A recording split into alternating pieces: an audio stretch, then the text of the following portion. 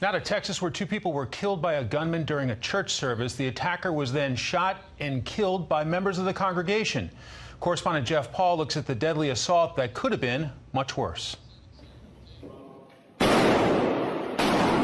It was over in 6 seconds, but what happened in that brief moment will now last a lifetime for the members of a North Texas church and the families who lost loved ones. To have something like this happen destroys my heart.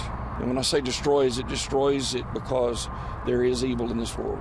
Witnesses say the shooter was wearing a wig and fake beard while sitting in a pew during Sunday services at the West Freeway Church of Christ.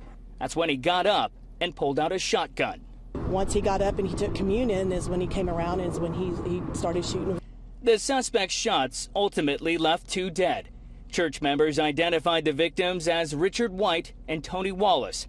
Many more of the 240 worshipers could have died had it not been for the split-second actions from parishioners like Jack Wilson, who pulled out his own gun, killing the suspect. I don't see myself as a hero.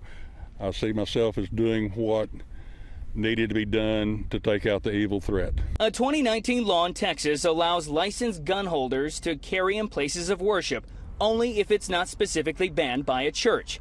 A different law passed 2 years prior in the state also gives churches the right to have armed volunteer security. We already have laws against murder, and it didn't stop this guy from coming in and killing people. So people like this, if they're willing to violate murder laws, which in Texas can get you the death penalty, creating more gun laws is not going to change somebody like this. While those who watched the horror unfold try to understand what they saw and why, some already finding forgiveness. And it was a sad thing that he had to come into the congregation and hurt people, and it's a sad thing that we had to hurt him.